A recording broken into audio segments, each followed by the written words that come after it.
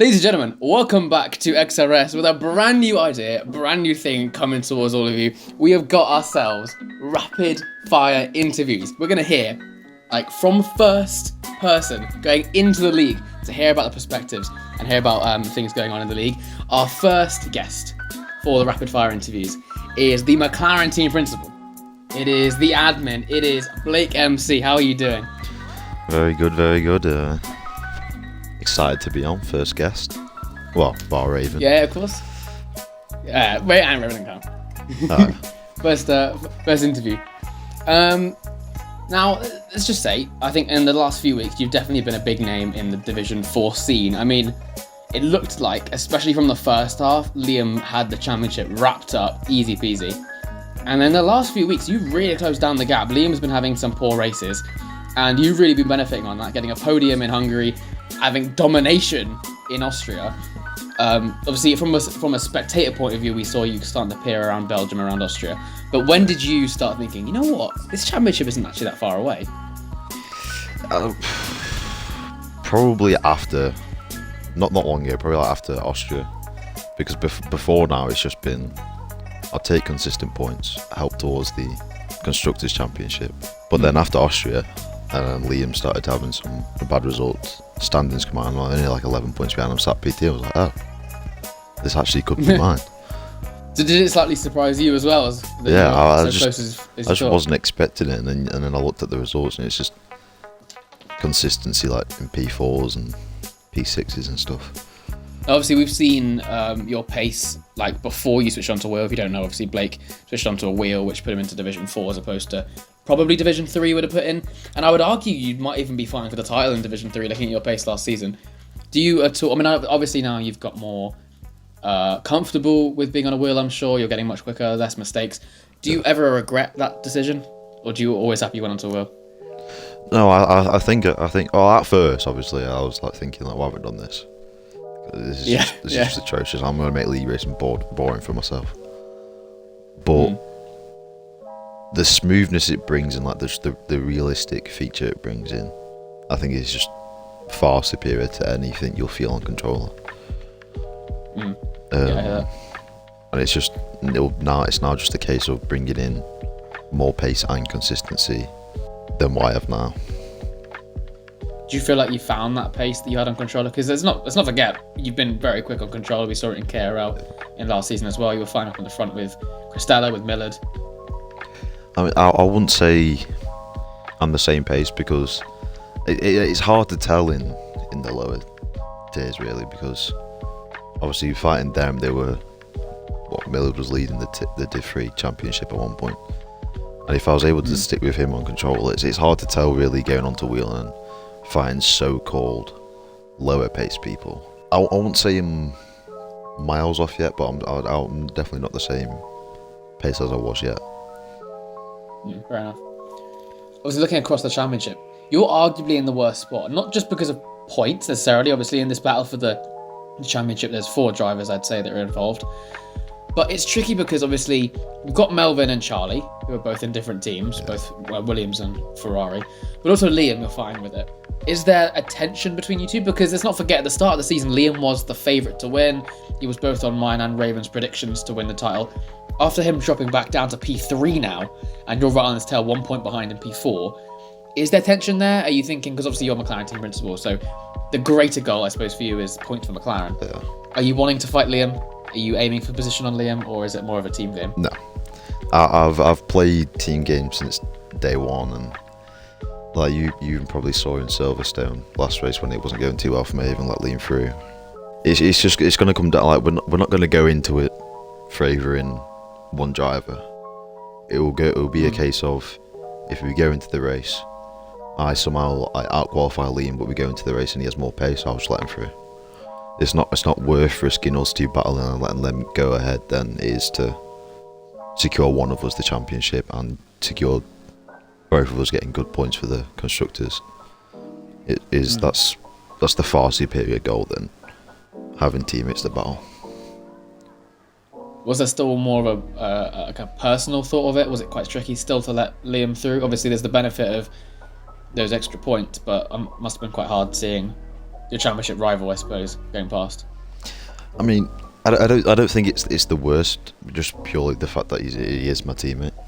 So as long as one of us win, it is good. But at the same time, it's kind of annoying knowing that you could win it. But Yeah. I think, as I said before, having it be your teammate, you don't want to be fighting each other. If you can secure one of you's getting it, then that's what you got to do. Talking about on a team perspective, obviously in the Div 4 Constructors Championship, you are 17 points ahead of Melvin, who is on his own in the Williams garage. Are you feeling the threat from him? Obviously, he is also fighting for the title. Or do you think he'll be able to wrap up this Constructors? I think as long as we put the last couple of weeks behind us, Yeah. because obviously Liam's not had the best results, and then that Silverstone, I think we probably picked up 2 points. It's a couple of weeks to put behind us, but I think as long as me and Liam can get back to it, I don't really see a threat from Williams. Considering if they had 2 drivers on track constantly, then probably. But Yeah. me and Liam both just having to outscore Melvin, I think we should be alright in doing that.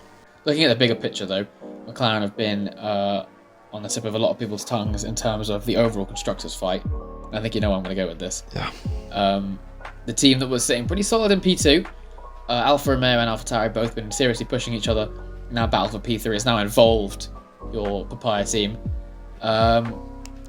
Division 2 and 1 results haven't been done. We're recording this just after the Div 1 race. And you're currently around 40 points behind Alfa Romeo, about 60 behind you is AlphaTauri. Do you think this fight is still on? Do you think the gaps will just get bigger? Do you feel like there's more momentum coming into your team to maybe catch up? Because you have made quite a few signings recently, of course. Corbinian, who has just dropped his seat after leaving the league and rejoining again, so through penalties has dropped his seat. But you have brought in Coy and Katie Jack, who got a podium in his first race. Yeah. What do we think? Is the fight still on for P2?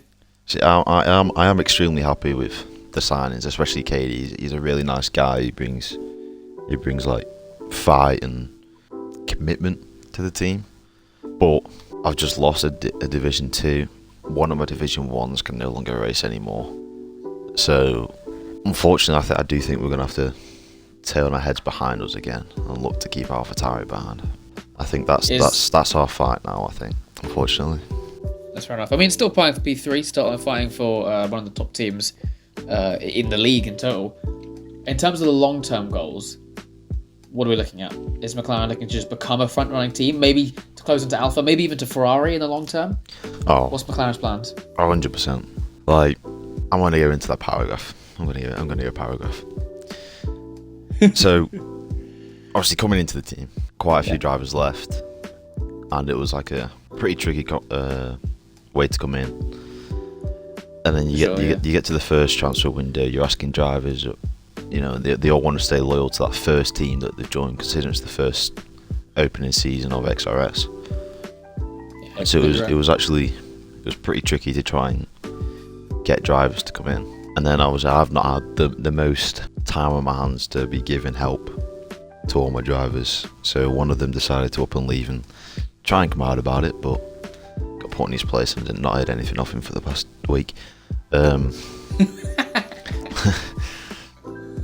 Made a massive upgrade in that Division 3 spot anyway, so but yeah, next season I've already been speaking to drivers. I know exactly what my planned lineup is, which, to be honest, is a scary lineup. That's exciting to hear. That's really exciting to hear.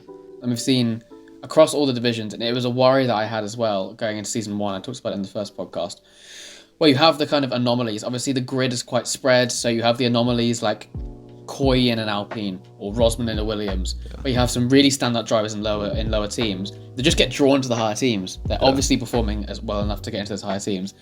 Can you give us an insight?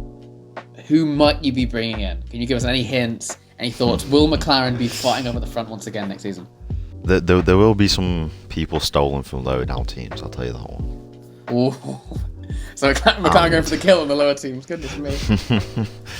And I think that the main thing I'm looking forward to, which people have been judging for, but I know my plans and I know it will work, is having that partnership with Williams. a course, place to yeah. keep scouting drivers, bringing in drivers, looking at the pace, and just having that spot for drivers to go, and still be a part of a bigger team. That's true. That's like, Williams are a so-called low-down team, but to be partnered with a bigger team, like say Alfa and Ferrari, what drags people to Alfa is not only how they're doing this season, is the fact that they are linked with Ferrari, the biggest team that there is in XRS right now.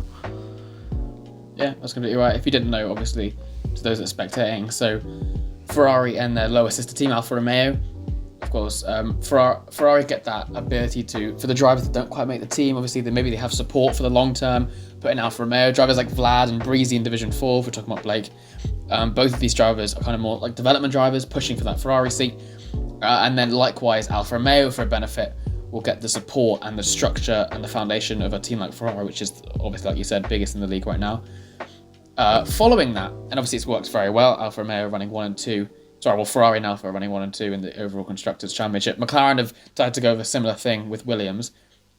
Williams are down in 8th right now, and I actually want your opinions on Williams, because they were, at the mid-season break, in 5th, and pretty solid in 5th as well, maybe sniffing at the back of AlphaTauri. The gap between them and AlphaTauri is just under 300 points.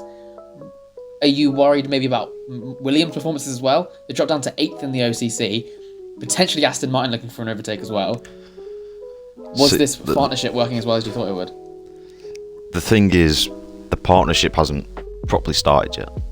Yeah. Like we can't properly start it until we have that full season where we can plan out what we're doing. Because we came into it just a race after the season break. Yeah. So the teams were already kind of settled, although obviously Williams has a lot of free seats. But especially with that Div 4 constructors, we decided to absolutely completely scrap the partnership in Div 4 and just let them go at it this season, even though I'm saying them, even though I'm a part of it. Yeah. And then we'll bring in the partnership completely next season.